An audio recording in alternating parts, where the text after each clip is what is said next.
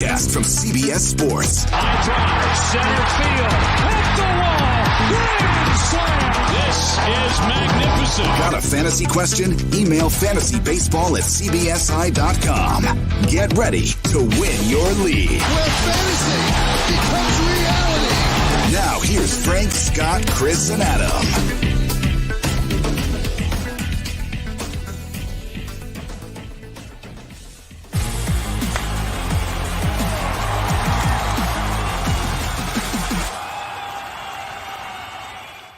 For years, I have tried to tell everybody to do what? Draft Joe Musgrove. Draft Joe Musgrove. Welcome into Fantasy. Finally worked out. Frank Stanfield joined by Scott White and Chris Towers here to recap a long weekend. We have waiver wire ads all over the place, closer situations to update you on, hitters, pitchers, velocity checks, and so much more. Guys, we did it. Joe Musgrove, the GOAT. How you feeling? It was a great start. Really good. It's off to a really good start this season. 3 base runners allowed, I think, right? Well, if you're excluding hit by pitches, because that's why it was just a no-hitter and not a perfect game on Friday. But yeah, 3 base runners for the whole season, 0 earned runs, 18 strikeouts in 15 innings. And what was crazy about the no-hitter, there was a few things crazy about the no-hitter, but I think something like 31 of his 113 pitches, only 31 were over 90 miles per hour. He went really secondary heavy, a lot of sliders and cutters and what else? I guess changeup. So he also throws, right? It was slider, cutter, and curve that I saw accounted for 80% of his pitches on Friday. So we'll get things started. He's obviously my oh my goodness gracious player of the weekend. Oh my goodness gracious! The only blemish, of course, that hit by pitch. He had 10 strikeouts in the no-hitter. Joe Musgrove is who we're talking about. 15 whiffs on 112 pitches. And I tweeted this out Saturday after the game. And I think that what you're seeing with his usage of breaking pitches is very highly influenced from his teammates, Yu Darvish and Victor Caratini, because that was pivotal in turning Yu Darvish's career around when he was kind of lost back in the middle of 2019. And Caratini has been his personal catcher. Caratini has actually caught the last 2 no-hitters in baseball. Joe Musgrove's on Friday and Alec Mills last year, which is just hilarious. But yeah, I think that's by design. I think using more breaking pitches is something that they're consciously doing, and we've said this for years, right? I mean, he's not the only one who leaves Pittsburgh, starts using other breaking pitches and becomes awesome. So look, is he going to be this great every time out? Obviously not, but I think for years we've noted what the upside could be for Joe Musgrove. Honestly, the guy just really needs to stay healthy. I think that's probably the biggest key because he has missed quite some time throughout the years for Joe Musgrove. Chris, would you look to sell high on him right now? Because I feel like that's a pretty easy question right now that a lot of people have. I mean, he's only 9th in xERA right now. So he's, very clearly overperforming. I don't think this is sustainable. He's behind Jacob Junis. So is he even that good, really? Well, Scott likes Jacob Junis. So would I sell high on Joe Musgrove? I mean, if someone wanted to give me like a top 20 pitcher, sure. But in the leagues I'm in, I'm definitely not actively looking to trade him because, as good as he was, I don't think he's going to sustain anything like this. I think he's going to be better than he was last season, but I thought that before the season. That's why I had him ranked higher than he's ever finished. But, there are a lot of pitchers off to good starts who I'd rather try to sell high on instead of him.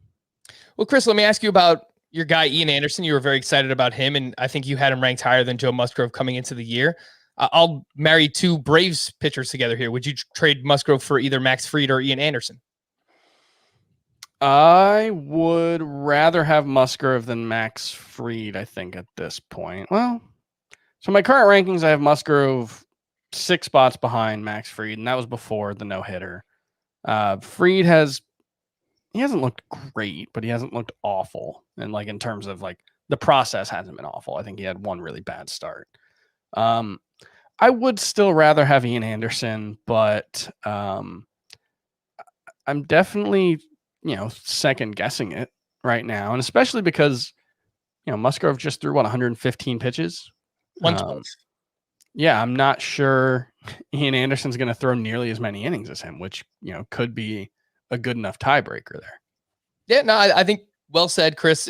If you can get a top 20 starting pitcher in return for him, if someone's just, as crazy about Joe Musgrove as I am, maybe you can sell high there. But outside of that, I think he's going to be awesome. He just needs to stay healthy. Scott, oh my goodness gracious, from the weekend. Oh my goodness gracious. How do I even narrow it down, Frank?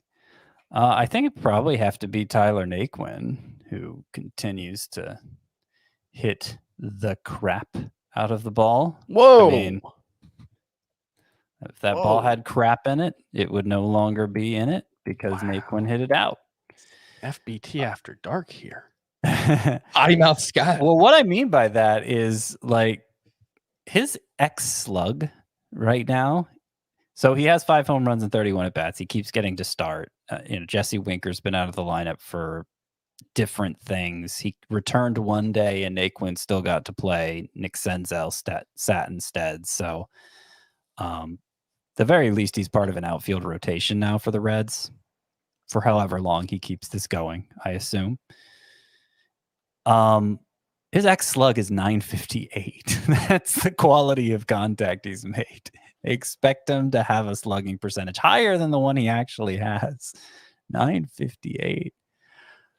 Tyler Naquin's been around a while. Obviously, he hasn't really been a fantasy asset since his rookie season when he stood out mostly for his on-base skills. But, he had a good spring. And like I said, he's genuinely hitting the ball very hard. Everybody should be skeptical of this.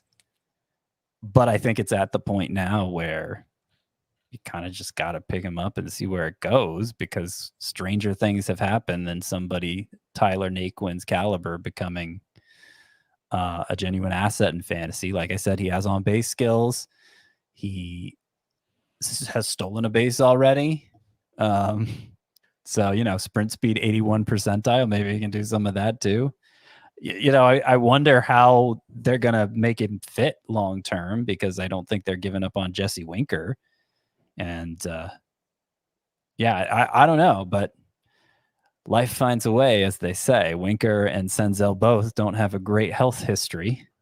Maybe somebody can play first base if Joey Votto doesn't get it going, at least occasionally. I don't know.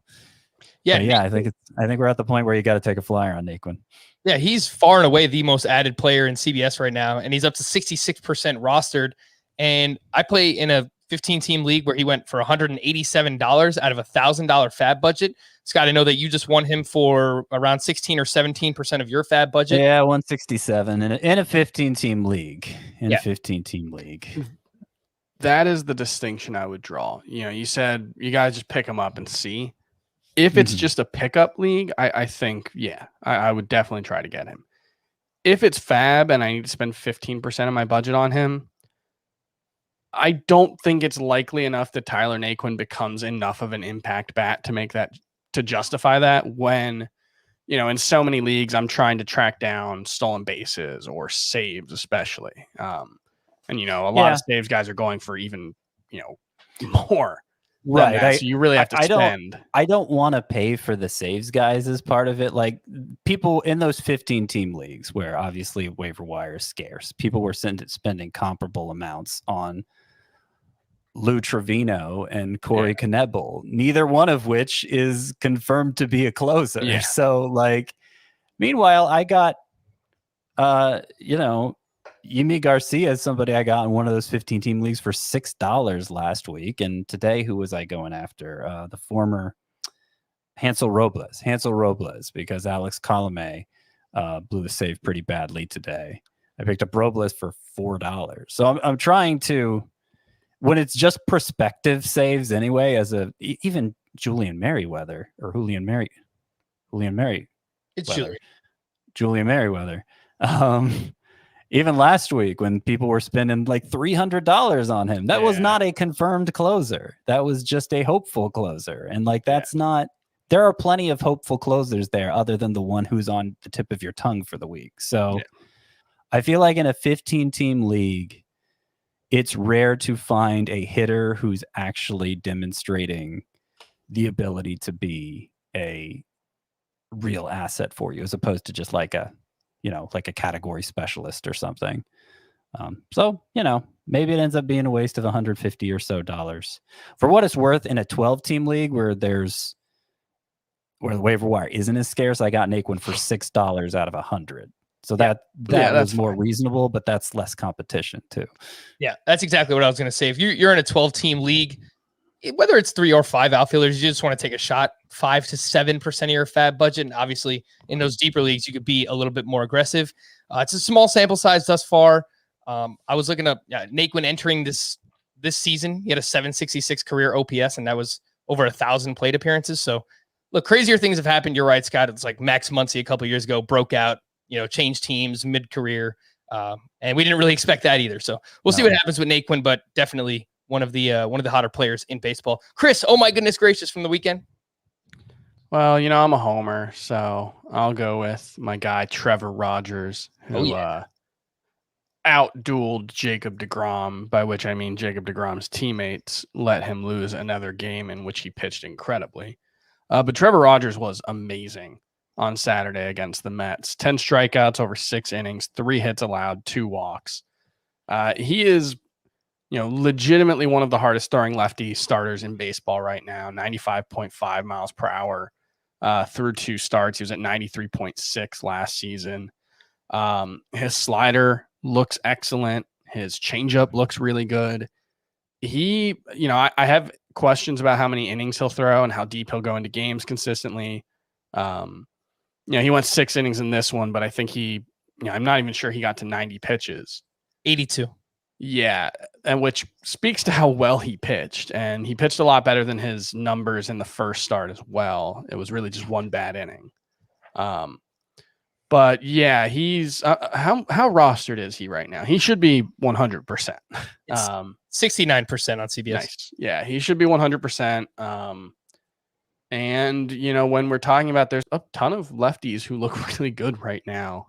Steven Matz had another solid. It was a pretty good start, right? Second one. Yep, 6 innings, 1 run ball, 4 strikeouts. I don't think we've seen Carlos Rodon make a second start yet.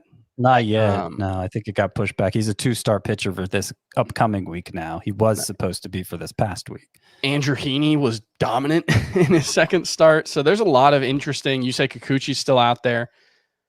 I don't know if Rogers is at the top of that list because I really like Kikuchi and he's looked great so far, but he's certainly in the discussion. And if he's available on your league, I think you need to go, make sure you get him because he has the makings of a true impact pitcher. Rogers would be top of list for me. Me too. Any pitcher who's,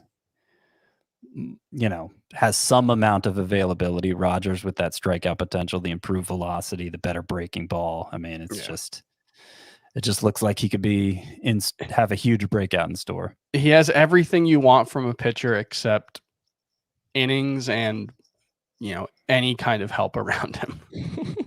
Well, he got more help than Jacob deGrom did, which is just hilarious.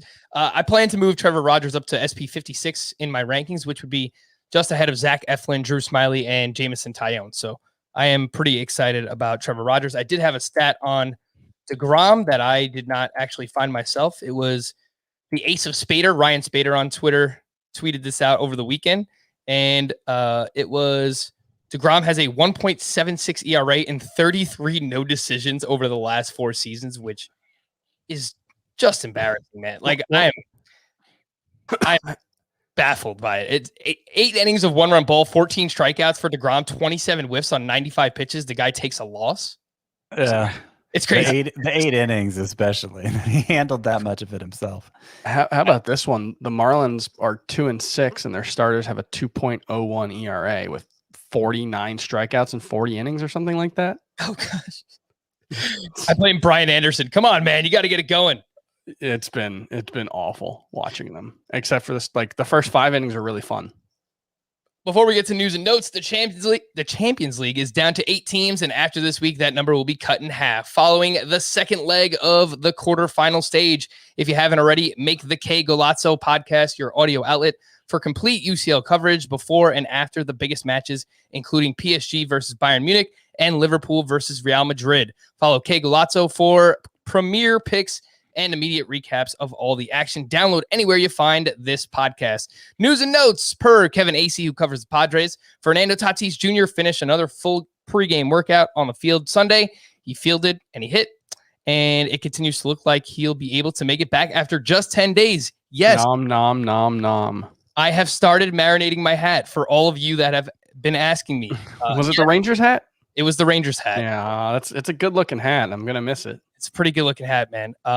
I also think that this is a very bad decision by the Padres, but who am I? I'm not a doctor. So yeah, someone wrote in to the show and said, they were a baseball player. They had a similar injury. And, I guess the fact that it's his left shoulder, does make it a little less of a concern because it would mostly be an issue while throwing. So, if he can wear a brace while hitting and, deal with the pain, maybe he can get through it. But obviously, if he slides wrong, I think the injury initially happened playing defense in spring training. So there's definitely some risk there, but I don't know. It could be a huge dodged bullet. Definitely could. We'll find out with Fernando Tatis. The Padres' 5th starter will stick in San Diego. Adrian Morejon left Sunday's start with a left forearm / elbow strain, which is obviously terrible news. How to replace him? Well, Dinelson Lamet is getting closer, so that could be an option. Ryan Weathers is a swing man who has been pretty good out of the bullpen so far, and he made 29 starts in the minors. And then there's the top pitching prospect in all of baseball, Mackenzie Gore, who is rostered in 46% of CBS leagues. Scott, is it time to add Gore? I would guess now is not the time he gets called up. No, because of the factors you mentioned. I think they probably just plug in Ryan Weathers. Gordon exactly lighted up this spring. He still had some issues with walks, and that was a problem for him at the alternate training site last year. So it has been reported. But, maybe he's turned it around in extended spring training and they're ready to go with him. It's possible. I just think, especially given all the other exciting, interesting pitcher pickups, I don't think I could make room for Gore right now in many leagues in the hope that this is his time. Christian Yelich left Sunday's game due to back soreness. He's dealt with these back injuries on and off for the past couple of years, so maybe that's what's been hampering him. I think he did steal 2 bases over the season, so over the weekend, but monitor that for your weekly leagues on Monday to see how Yelich is doing. Colton Wong was placed on the IL with that left oblique strain that he re-aggravated last week. Jace Peterson started the last 2 games at second base for the Brewers. He does have some speed for those in the deepest of leagues. Domingo Germán was optioned to the Yankees' alternate training site after another disappointing start on Saturday. But before you go add Devi Garcia, which I preemptively tweeted out, I was excited about. Aaron Boone said that Germán is still the team's 5th starter. They just needed to get an extra arm in the bullpen. Chris, we were talking beforehand. You said you'd be all right dropping Domingo Germán. Yeah, I mean, even when he was good in 2019, it's not like he was that good. A big part of his season was the fact that did he get to 18 wins in that season? Yeah. He had like a 3.94 ERA and peripherals in that range. So I don't think he's like this huge difference maker. So yeah, I'm perfectly fine dropping him. And the one thing that I do wonder is, like, given the fact that he was suspended for a whole season due to a domestic violence incident, given the fact that there seemed to be several times this spring when he threatened to quit playing baseball, it seemed. I wonder if they just won't have a ton of patience with him. Yeah, he's definitely got some stuff going on. The underlying numbers, he's still getting a ton of swings and misses, 14% swinging strike rate, but yeah, it's really just been home runs. He gave up some home runs early in both of his starts and kind of spiraled from there. But the stuff has looked good. I don't have a problem dropping Germán. You have to drop somebody to make room for these pickups that we keep touting. But I suspect I suspect there will be a point where you'll want to pick up Herman again. Dexter Fowler has a torn ACL. He's now with the Angels. And Juan Lagares has started in right field each of the past 2 days. Chris, would you look to stash Joe Adell with this news of Dexter Fowler? No, I wouldn't, but that's because I'm pretty much stashing him in all my leagues already. So I am hoping he gets called up relatively soon. I wouldn't say he's a must-add, but I would hope he gets the call sooner than later. He had a pretty good spring. Obviously last season he looked overmatched. It's worth remembering that he's only played something like 200 games as a professional. So, the fact that he made the majors that quickly with that little experience, it's not surprising that he struggled. Joe Adell, 31% rostered in CBS leagues right now. Obviously much better in roto or head-to-head categories leagues because he is going to strike out quite a bit. Tyler O'Neill was placed on the IL for the Cardinals with a right groin strain. Lane Thomas has been recalled. Lane Thomas and Austin Dean were both in the lineup Sunday for the Cardinals. Julio Teheran was placed on the 60-day IL with a right shoulder strain. Michael Fulmer will replace Teheran in the rotation. And I know Fulmer was really bad last year, but I will point out 7 innings pitched this season, 2 earned runs, 10 strikeouts, 0 walks, is a 13% swinging strike rate so far. His fastball velocity is back up to 95 miles per hour, where he was at earlier in his career when he won the American League Rookie of the Year way back when. I think it was 2017 or 2018. He's only 4% rostered, Michael Fulmer. Scott, is there anything here, or am I grasping at straws?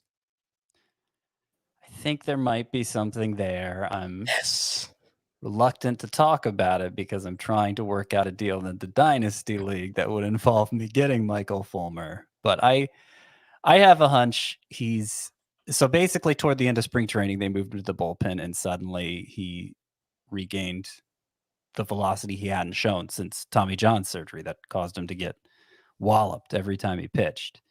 And I don't know, just something about that those shorter stints had him airing it out more, and they've been building him back up since then, and he's maintained the velocity and the break on his sliders look great. He's been getting swings and misses, like you said, Frank.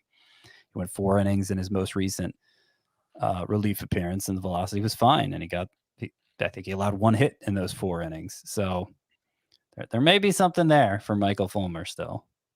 Do you have Fulmer on your Dynasty League team? I did. Oh, you traded him already? No, I dropped him. And somebody else picked him up. I dropped him hoping to pick him up again, but somebody beat me to it. What am I doing? I used to love Fulmer too. It's a long time ago. Frank, what's your team name in that league? That would be Nando's Mustache. Okay, there you go. Thank you. If it doesn't work out for Michael Fulmer, there's a chance that prospect Matt Manning could be waiting in the wings. So I don't think you need to stash Manning now, but obviously remember the name.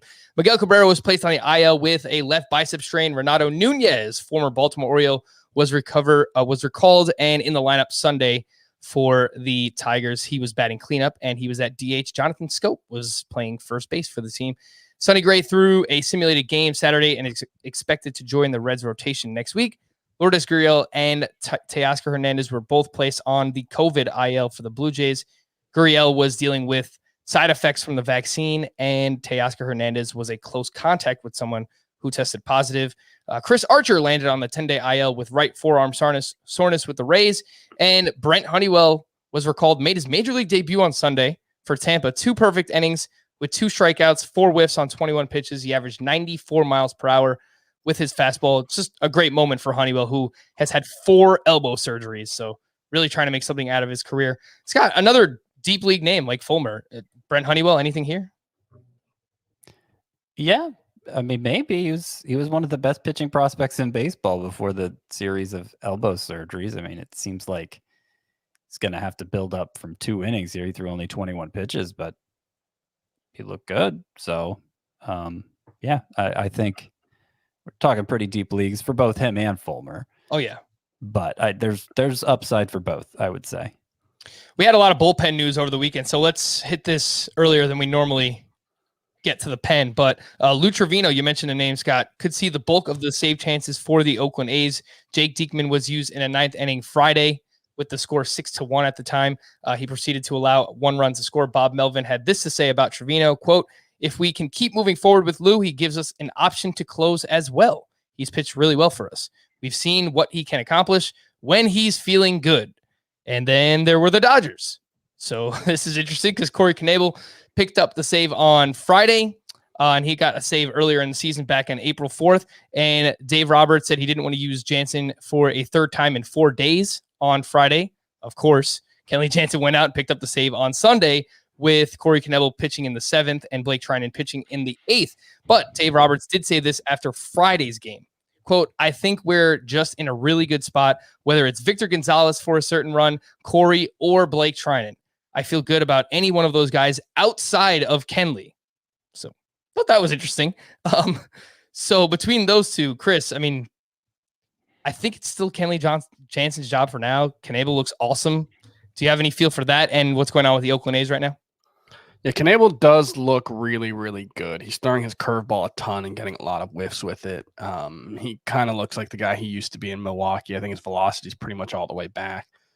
But I feel like we're like on year 4 or 5 of this is the year Kenley Jansen's going to lose his job, and then it never actually happens. And then like in the playoffs, they'll go away for him for like 3 outings, and we'll be like, next year is the year Kenley Jansen loses his job, and maybe it'll happen. But maybe. I feel like this is the best alternative they've had during that time. They've had some pretty good guys.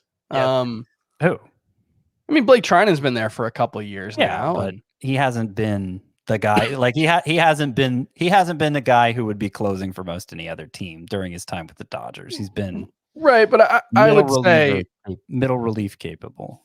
3 innings into last season, we might have thought he was that guy. So, like, let's not, I'm not ready to say Corey Knebel is a right. What's that?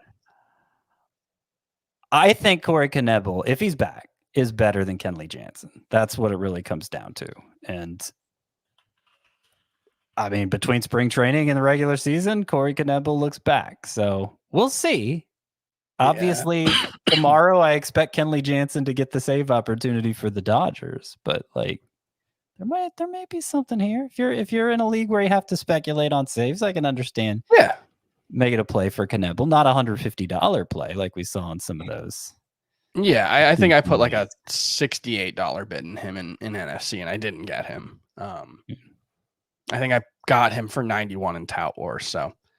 It's definitely worth speculating, especially, in Tout Wars, it's a little different because it is saves plus holds for me. So, he'll have value either way. But yeah, I wouldn't bet on Kenley Jansen not being the closer moving forward. Yeah, I would say he gets the next save opportunity. But look, if he falters the way that Knebel has looked so far, it's been really good. Scott, just give me a name. Who leads the Oakland A's in saves this season? I'm going to guess Diekman. All right. I think they're splitting saves for right now. Cleveland. Chris, looking good. It's a good time to be Chris Towers. Byron Buxton crushing baseballs. Emmanuel Clase picked up the save on Friday. Also picked up the save on Sunday with Nick Wickren pitching in the 7th and James Karinchak pitching in the 8th. Emmanuel Clase is 37% rostered. In a shallower league, he's available. Chris, so say you're in a 12-team category roto league, how much fab would you spend on Emmanuel Clase? I think he's probably the top guy if he's available in any leagues, because I think he's an elite reliever or is likely to be an elite reliever, and I think he's the closer. I don't think there's any question about it. If he loses the job, that's one thing, but they seem to prefer Karinchak in a more flexible role, and Clase has basically been the closer. I think Whitgren had 1 save, but I don't think at this point Whitgren is real competition. Yeah. For the Reds on Friday, I'm just going to go through every team from the weekend. Lucas Sims allowed a game-tying home run in the 8th, and then Amir Garrett got the save in the 10th. On Saturday, Yimi Garcia, who we mentioned earlier, picked up the save. He did not allow any base runners. Yimi Garcia is 27% rostered. Scott, you mentioned you picked him up last week. If he's available now, how much fab would you spend on Yimi Garcia? And do you think he's the closer? All right, so let's recalibrate here because we keep talking about 15 teams and $1,000 budgets, and I'm sure most people play in 12-team leagues with $100 budgets. So We just divide by 10. There was Alex Reyes out there in some of my leagues. There was Class A, there was Yimi Garcia, and I was probably ranking them in that order: Reyes, Class A, and then Garcia. And then there was some like Ian Kennedy and stuff, and Cesar Valdez. They were lower, obviously, fallbacks. If I couldn't win those other guys, it was 5 to 10% of my fab budget, probably for the top guys there, Reyes and in Class A. They both seem. I feel like they're both solidly in the job, and really Jake McGee was out there too. I'd put him in that same. Amazingly, Gabe Kapler has been like the most consistent about using one guy in the ninth this year, and it's been Jake McGee. So if he's out there, he'd be up there too. Every closer's a bad week away from losing their job. And I don't think any of them are immune from that. But I do think they seem pretty solid in the role right now. That's why I'd put Class A above Reyes and McGee if they were all available, just because I think he's the best pitcher of the three. I'm curious, and you're not the only one who says that. And I understand, like, I see the GIFs. It looks like but like, he's never been a good strikeout pitcher, Class A has, at any level. And maybe that changes this year. He starts becoming more of a bat misser, but I've always seen him as somebody who has like that Fausto Carmona syndrome, which I know wasn't his real name, but it's the only name anybody remembers, where hard fastball, lots of sink. It makes your eyebrows rise when you see it, but like ultimately it's not missing bats like you expect it to. Yeah, but he's been like, ever since he switched to being a reliever full time in 2018, he had a 0.64 ERA, 282 between Double A and High A, 231 in the majors in 2019. Didn't pitch last season, was suspended for performance enhancing drug, I believe. Doesn't have, like you said, doesn't have the huge strikeout numbers that you would necessarily expect, but he's just been so hard to hit that I don't know how much it matters. You'd rather have a closer who could strike out 110 guys in 65 innings, but I think he's about as good as a pitcher can be without having that potential. For the Twins over the weekend, mentioned Alex Colomé. He pitched in the 8th on Saturday, and he allowed 2 hits and a run to score. That was in a tie game. And then on Sunday, Colomé came in the 9th with a 1-run lead, and he allowed 4 hits and 3 runs. Scott mentioned Hansel Robles is the name he's been looking at in deeper leagues. Obviously, Taylor Rogers is still there as well. Jake McGee picked up his 4th save of the season. Oddly enough, the teams that we were probably worried about the most, the Giants and the Rays, have been the most consistent about just using Jake McGee and Diego Castillo, respectively, which is just baseball. The Orioles, Cesar Valdez blew a save in a 1-run game on Saturday. Matt Barnes pitched in a clean 9th with the game tied. He struck out 2. I believe the Red Sox don't have a save yet, but if they do, I imagine it would be Matt Barnes who gets the opportunity there. Will Smith picked up the save for the Braves on Saturday, and then on Sunday Night Baseball, he allowed a very questionable run to score on a short sacrifice fly in a tie game, and he took the loss there. For the Pirates on Sunday, David Bednar pitched in the 9th with the Pirates up 9-1. I don't know if that matters, but something I noticed. The Mariners, Rafael Montero had a clean save on Sunday. For the Royals, Jesse Hahn entered in the 8th in a 1-run game. He allowed a 2-run homer and he walked 2. Greg Holland then relieved Jesse Hahn, and he pitched 2 scoreless innings and perhaps bought himself some leaves. So I really don't know what's going on with the Royals right now. That's the bullpen I really can't figure out is the Royals. Like Mike Matheny doesn't seem to have any roles for any of those guys. And like Kyle Zimmerman, who got the save in extra innings, has been the best this year so far. Maybe Kyle Zimmer enters the picture. I don't know. You don't know. I don't know. For the White Sox, Liam Hendricks, the number 1 closer, right? Coming into the season, boom, allowed a game-tying solo home run to Carlos Santana. The Red Sox, are they back, man? JD Martinez, should have mentioned this earlier, but he kind of looks like JD Martinez. He went 4 for 6 on Sunday with 3 home runs. He's now up to 5 homers, a triple dong in a game. 5 homers now, 16 RBI for JD Martinez. Rafael Devers, remember last week, worryometer, blah, blah, blah, blah, blah. Gets off to a slow start. Well, you go into Camden Yards, of course, that's going to help you. He hits 4 home runs over the season. Chris, is JD Martinez back? Yeah, JD Martinez is outperforming his ex-WOBA by the second most of any player in baseball. He's only 17th in ex-WOBA. So clearly, like our guy Joe Musgrove, performing way over his head. Yeah, I think JD Martinez is probably back. I think there's still some risk that he's, that he like either suffers an injury or the bat slows down at some point. He can't keep up, at his age, but I don't know. It seems like I couldn't watch in-game video last season and I struggled because of it. I rely on it heavily. It seems like that injury, that excuse may have some validity because he's been really good. The underlying numbers back it up. And he has an extremely long track record of being one of the best hitters in baseball. And he had 2 bad months. So yeah. Back in 2019, JD Martinez was a top 20 hitter in both head-to-head points and in roto. And that was a down season. Yeah. And that's, those are without steals, obviously.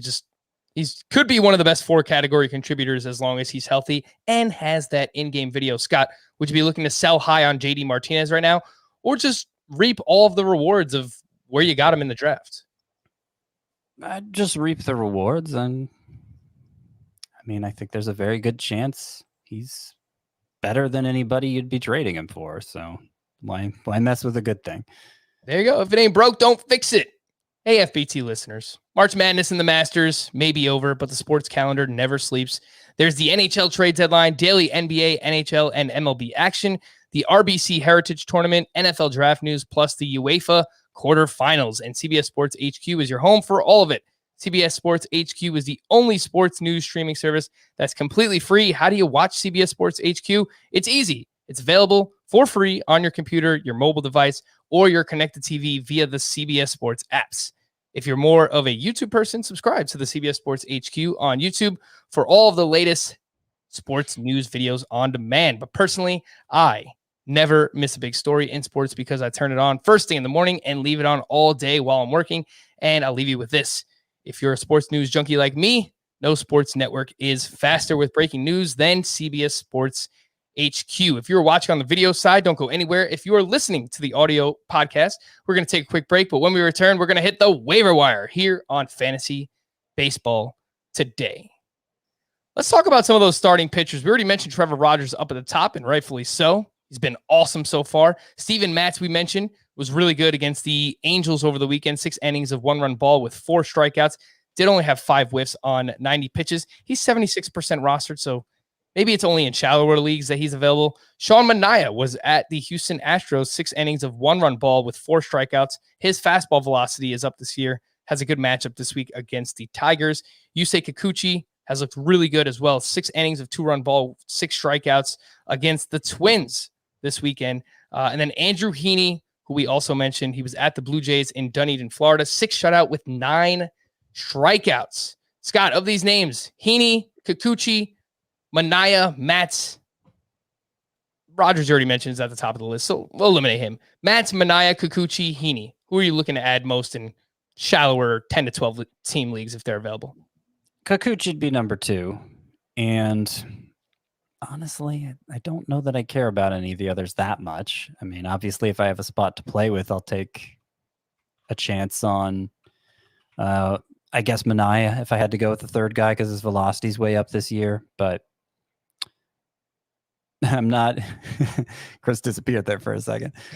Yeah, I could live without Manaea too. I think the two that I'd most clearly make a play for, the ones you mentioned, are Rogers and Kikuchi. Chris, do you want to remind the good people why you're in on Steven Matz? Velocity's up, and he has always been an intriguing pitcher. He's got a pretty deep arsenal with a couple swing and miss pitches. His fastball historically has gotten hit pretty hard, but he can get whiffs with it because he throws it up in the zone. So if the velocity's up and stays up, I think he's been pretty good, and it's a good team around him. So he would be third on this list for me behind Rogers and Kikuchi. Matz did only get 5 swinging strikes Saturday after having 14 the last time. So it's, a sample of 1 each time, but whiffs 5 aren't is not everything. Whiffs aren't everything. Some guys can get a lot of called strikes. You say Kikuchi's actually been very, very good so far at getting called strikes. He's pitching really well. But yeah, there's a gap between Matz and Kikuchi for me, and then probably a smaller one between Kikuchi and Rogers. Would you guys be looking to drop either of Chris Paddock or Corey Kluber for any of the names that we just mentioned? And we could throw Trevor Rogers back in that bucket. Chris Paddock, he was okay over the weekend. 4 innings, 3 runs. They only let him throw 71 pitches. Not really sure why. And Corey Kluber, the velocity's down. Typically a slow starter, but just really has not looked good. So Paddock and Kluber, would you drop either, both? Kluber and Paddock are not in the same group for me. I would definitely drop Kluber for Kikuchi, for Rogers, probably for Matz. I think Kluber's, based on what we've seen so far, I think it's very unlikely he figures it out because the velocity is so down, almost 2 miles per hour from the last time we saw him pitch, in any real way. And the command has been really bad, dating back to spring training. I mean, he has, I want to see his 4 or 5 hit by pitch and like 10 walks in 20 something innings. Like he just has not had the command. And I just don't think his fastball has never been good. It might just be like borderline unusable now. So I'm cool dropping Kluber. He's outside of my top 60 right now. Paddock, look, he plays the Pirates this week. So no, I'm not dropping him before he gets the Pirates. His fastball's broken still. All the issues that he had with his fastball last season, with the spin efficiency, the lack of rise, he's been throwing his 4-seamer like a 2-seamer, going back to the beginning of 2020, and talked a lot about how he was fixing it. Talked a lot about how he had looked, was embracing spin rate and all this stuff, and looking to get that pitch back in the first 2 starts. It just hasn't been there. It's looked exactly the same as it did last season. And actually, I was looking at his numbers, based on like vertical movement, horizontal movement, and it looks even more like it's moving even more like a 2-seamer than it did last year. It's moved so far in the opposite direction from where he wanted. So Paddock is just a 1-pitch pitcher, but he gets the Pirates this week. Let's see if he can figure it out. Scott? I would drop Kluber for Rogers. Kluber and Paddock are both sits for me in leagues where I have them. But yeah, Rogers is still out. I would always find somebody I could drop for Rogers if he's out there. Yeah, I moved Rogers into my top 50 just now. So just riding that rocket ship. Be aggressive. Be aggressive, Chris. Which of these Giants do you like more? Logan Webb, who is still only 37% rostered. We talked about him quite a bit. He's looked kind of meh through his first 2 starts. And Johnny Cueto, with all his shimmying and stutter movements on the mound, he's still really fun to watch. The guy has a rubber arm. They're just going to let him go. So he threw 118 pitches on Friday. Johnny Cueto did against the Rockies, 8 2/3, 1 earned run, 7 strikeouts. Cueto is going up against the Reds this week. He's 39% rostered. Webb is going up against the Marlins. He is 37% rostered. Scott, which one do you like more, Cueto or Webb? Well, there were some leagues. I had Webb in a lot of leagues. There were some where I put in the move to drop him for Cueto. Now, there were other pitchers that I prioritized ahead of Cueto that I was dropping Webb for. But, if you get far enough down into my transaction queue here, you will see me making that move. Just because, Webb hasn't shown enough enough bat missing ability for me to pass up that what looks to be a workload advantage, like you were referring to. It doesn't look like he's any better of a bat misser than Cueto's been through 2 starts. And, Webb has a history other than what was happening in spring training with that changeup. The history would suggest that he doesn't deserve stashing when something else is interesting out there. Chris, how about these names in deeper leagues? Any interest? Rich Hill, who over the weekend, 6 innings of 4-run ball with 7 strikeouts against the Yankees. He faces the Rangers this week. Mitch Keller, our old friend. He actually looked pretty good. He had 14 whiffs on 80 pitches against the Cubs this weekend. Joe Ross, 5 shutout against the Dodgers. Mike Fultonevich, I can't really figure this one out. 7 innings of 1-run ball against the Padres, but he had 4 total whiffs. So Not really sure what's up there with Mike Foltynewicz. Anthony DeSclafani, who 6 shutout against the Rockies with 8 strikeouts. Luke Weaver, 7 shutout. Another one. Can't really figure this one out, but he had 8 strikeouts. Weaver, DeSclafani, Mike Foltynewicz, Joe Ross, Mitch Keller, Rich Hill. Any interest in deeper leagues, Chris? I'll always have interest in Mitch Keller. I still believe in his talent. I'm stashing him in a couple leagues still. But I might have dropped him in one of them, actually, or at least if I picked up the person I wanted on Fab, I will.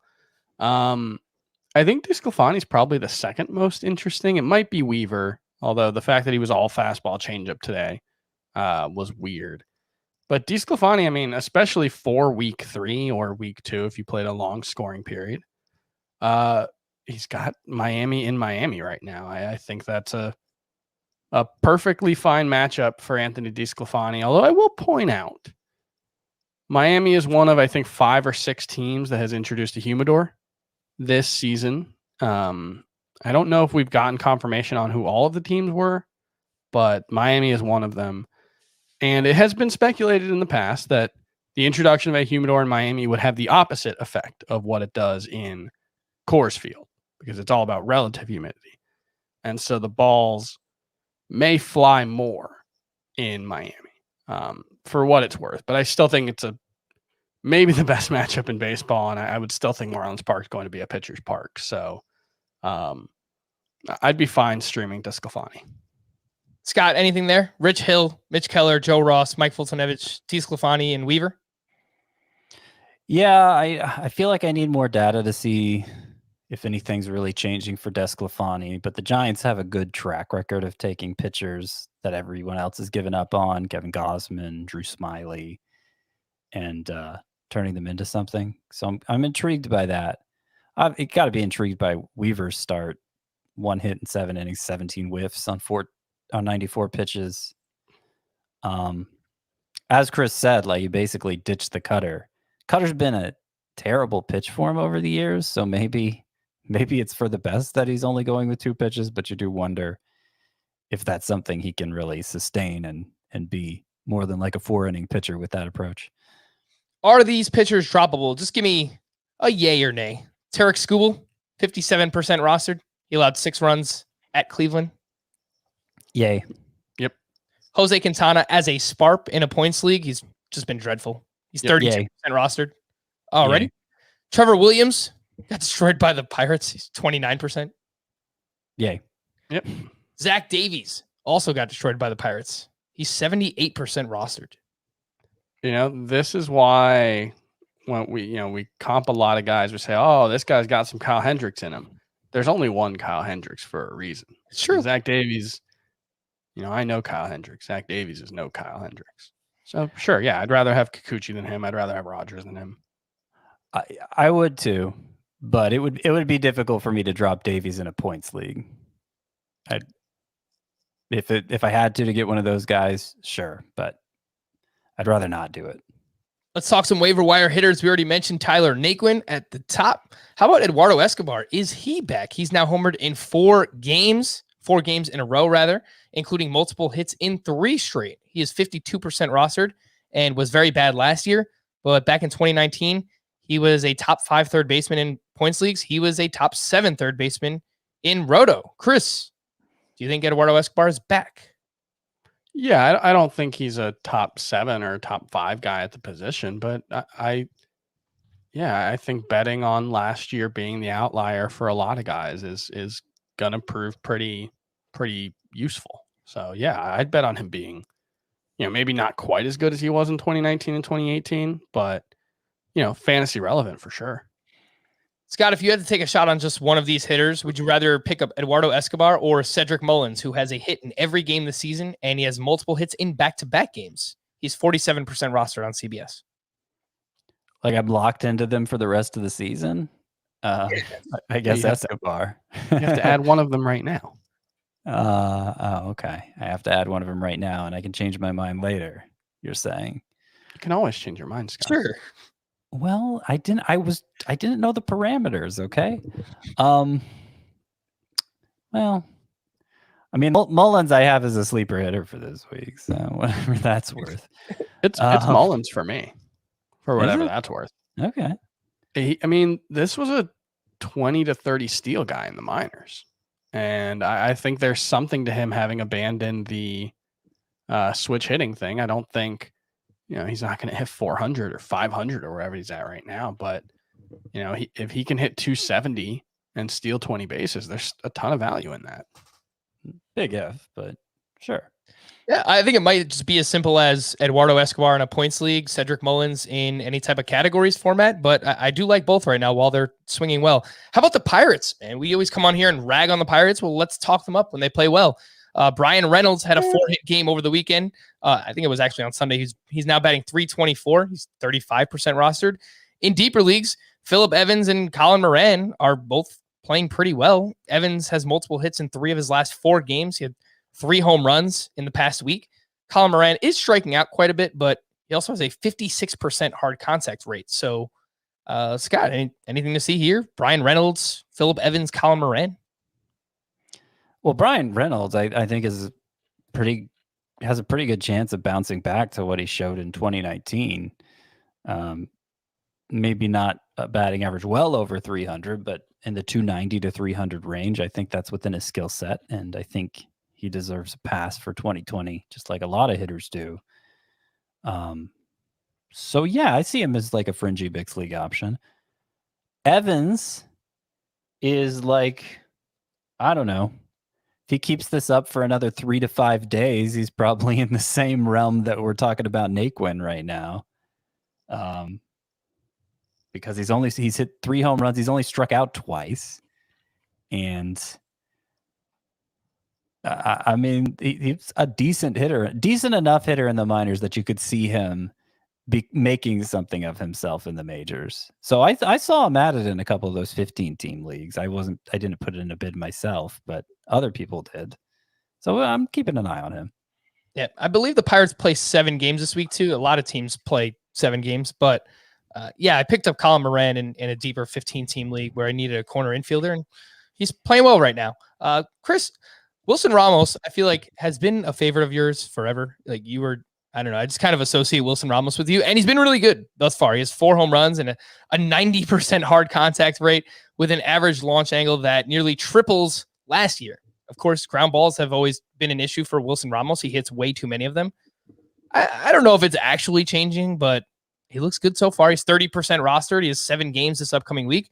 Would you drop someone like Sean Murphy, who's struggling mightily? Mitch Garver, he's not really struggling, but would you drop Mitch Garver for Ramos? I think I would probably rather hold Mitch Garver. I'm writing a hold or drop piece for a bunch of struggling players, and Mitch Garver's the hold for catcher. Carson Kelly's a drop. I would drop Carson Kelly. I would drop Sean Murphy for Wilson Ramos. Just to highlight it, Wilson Ramos has 14 batted ball events so far this season.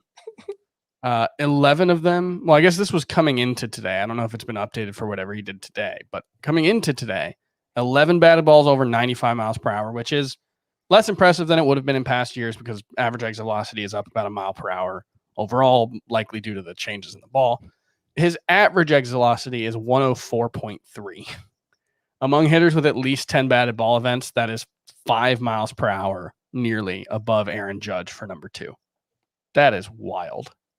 Wow. Imagine getting nuts. Aaron Judge at your catcher position. You could do that right now with Wilson Ramos. Yeah, I don't think he's going to do that, but I think he's he was hitting for consistent batting average for 3 or 4 years before things got really bad last season. Yeah, he was between 306 and 288 for 4 straight seasons before last year. So if all he does is that and hits 12 home runs, he's going to be a must-start catcher because that's what he was before last season.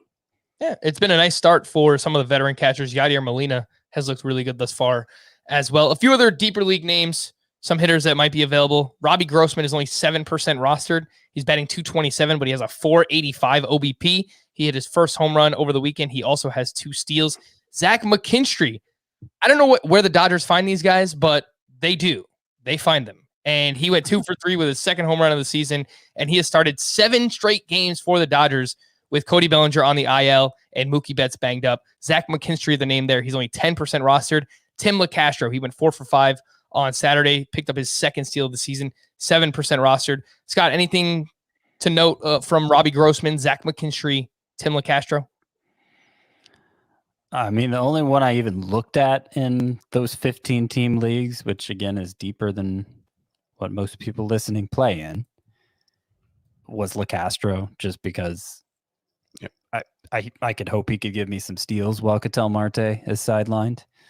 But even in a league that deep with 5 outfield spots, it's still hard to devote a lineup spot to a true one category specialist like that. So I didn't even put in a bid on him.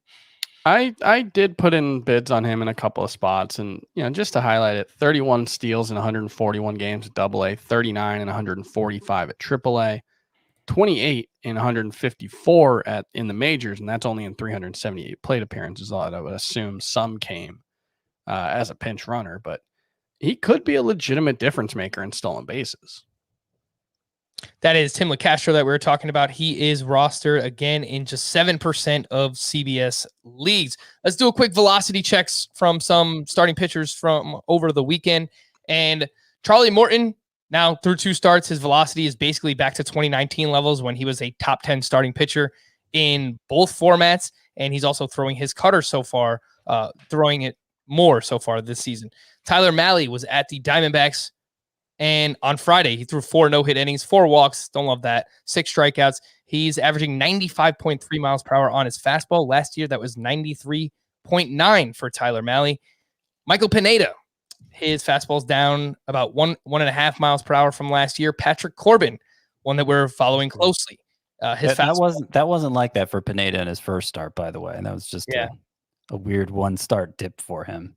Yeah. So, well, pay attention to the next one and see what happens with Pineda's velocity. Patrick Corbin, one that we're always following. Fastball velocity in his first start was basically the same as it was last season. Maybe that means it slowly ticks up, the more that he throws, but so far, so not good for Corbin. He allowed runs. It was really just that last spring start, which we didn't have like StatCast data for. I just watched some highlights, and every fastball I saw him throw was 93, and it's like, oh, maybe I was overreacting to Corbin's spring velocity. Yeah, Chris, they don't have guns in the stadiums anymore. I don't know do that. In like 60% of the spring training stadiums, they do. Clayton Kershaw outdueled Max Scherzer on Sunday, and they both delivered quality starts. However, Max Scherzer averaged 92.8 miles per hour on his fastball, compared to 94.4 in his first start of the season. Anything to see here, Chris? Yeah, he was better in this start, and I think this start was less promising than the first one. I don't think it's a huge concern, but yeah, anytime you're 2 miles per hour down from where you've been in the past, it's going to be a little concerning. Though, on the other hand, this is a very good Dodgers offense, and he still got 5 strikeouts and allowed 3 hits in 6 innings. So I'm still very confident in Max Scherzer being very good moving forward. Let's do a quick to stream or not to stream before we wrap up everything else that happened this weekend, which obviously we're not going to get to. But to stream or not to stream for Monday, Robbie Ray is going up against the Yankees. I kind of feel like you might just want to add him and see what he becomes. He's 53% rostered. He's coming back from a bruised elbow that he suffered when he fell down the stairs. In the leagues where I've got him on an IL spot, I'm leaving him in an IL spot, and I'll activate him next week. Usually when you're coming back from an injury, I want to see 1 start unless you're like a superstar. Makes sense, especially against the Yankees in Dunedin, which is known as a hitter's ballpark. Yeah. Martin Perez at Minnesota. Nope. No way. No way. J Happ at home against Boston. Nope. Trevor Cahill at home against the Padres. Nope. Justice Sheffield at Baltimore. Yeah, that's all right. Yeah. That's better. How about on the other side, Dean Kramer against the Mariners? Nah. No. Dane Dunning at Tampa Bay. I kind of like it. I kind of like him as the list. I kind of like him as a 2-start pitcher. I think the second start's Baltimore, but if you're just talking this 1 start alone, yeah, I'd rather not. How is Tampa Bay doing against right-handed pitching so far? They are 12th in weighted on base average. All right, so they've been pretty good thus far. Who else we have? Chase Anderson at the Mets? No. David Peterson hosting the Phillies? No. Right. No. How about Huascar Inoa? No. Brave legend going up against the Marlins. No.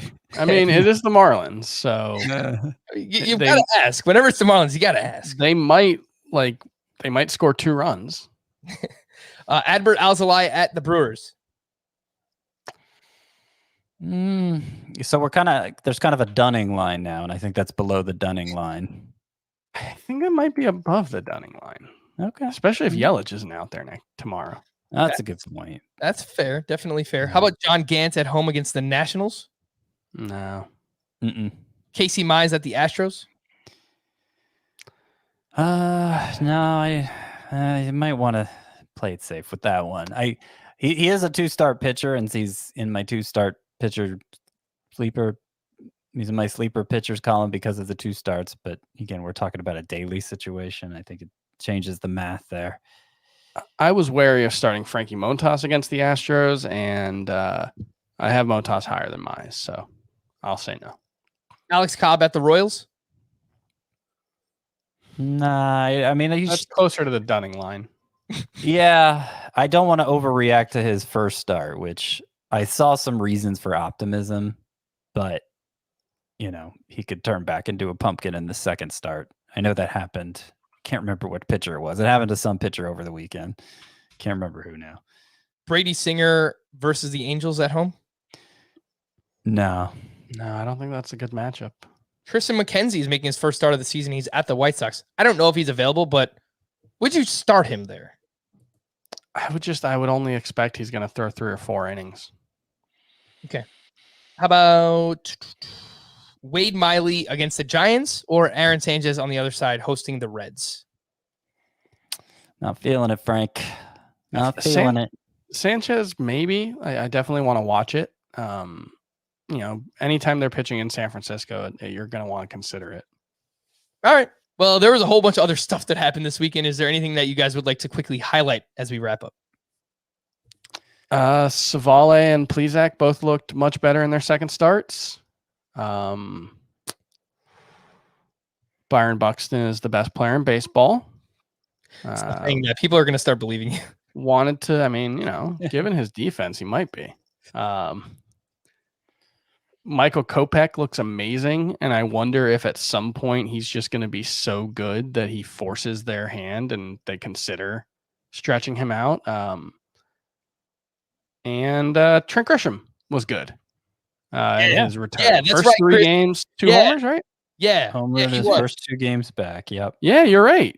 He's Yeah. not been anywhere near as good as Byron Buxton and Ramon Laureano. Ramon Laureano, by the way, stole 4 bases this week and has 5 steals.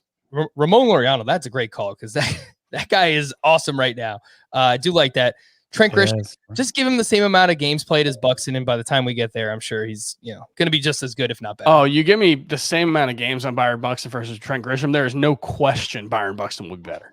Oh, there is no question in my mind. One of the home runs Trent Grisham hit was off of a lefty, Chris. I'm sure Byron Buxton's hit home runs off of lefties too. But he's got 5 of them, and they've all been like 1,000,000 miles long. What do you got, Scott? Bueller is a concerning velocity case that you didn't bring up. Second straight start, velocity down about 2 miles per hour from last year. The results have been good both times. He's gotten a quality start both times, which he never, I think he did once last year, but I'm a little bit of concern there. This may be an exaggeration, but he might be close to having as many pitches with 6 innings as he did last year.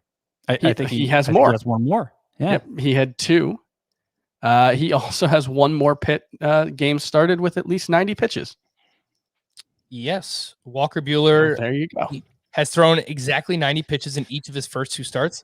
He didn't hit that 90 pitch threshold until his 5th start last season. He didn't do that until his 4th start back in 2019. Anything else you wanted to highlight, Scott? No, I mean, Nick Pivetta had 16 whiffs in his start, 4 earned runs in 6 innings, but the whiffs were impressive. Somebody to keep an eye on there. Not making a move though. Taylor Trammell homered. Taylor Trammell homered in 2 straight games after doing basically his strikeout rate is through the roof, 16 and 27 at bats. But there's probably a God. path for Jared Kelenic, even if it's not through Trammell, since forgetting names. Jake Fraley's hurt now. Yeah, I will say Trammell, he struck out a lot. His eye at the plate is really good, I think. I think it's sort of like he needs to be more aggressive kind of thing. And maybe now that he's hit a couple homers, he'll feel more comfortable doing that. But I have been really impressed by his ability to draw a walk. Even though he's hitting really poorly, his on-base percentage isn't bad, I don't think. He's up to almost an 800 OPS. It's something he always did in the minors too, draw walks. Mm-hmm. I think he's pretty good. I don't know how good he'll be for fantasy, but I still think there's 15-15 potential there, if not more. Shout out to Kyle Seager, who went 4 for 4 with a double dong on Sunday. I was surprised to see that he's already 87% rostered in CBS. So it's interesting with Kyle Seager. And Ryan McMahon, last one I will bring up. He hit his 5th home run of the season on Saturday. And entering Sunday's action, McMahon had a 28.2 average launch angle. That's been right around 9 the last 2 seasons. So he's hitting way more line drives and way more fly balls, which is a good thing if you play in Coors Field. So maybe Ryan McMahon is breaking out. May I add one more on that same note? Just Sure. right under the wire. Vladimir Guerrero's average launch angle is 16 degrees right now, which is, I think it was 4.7 degrees last season. So that's exactly what we want. 16-degree launch angle for Vladimir Guerrero would be ideal.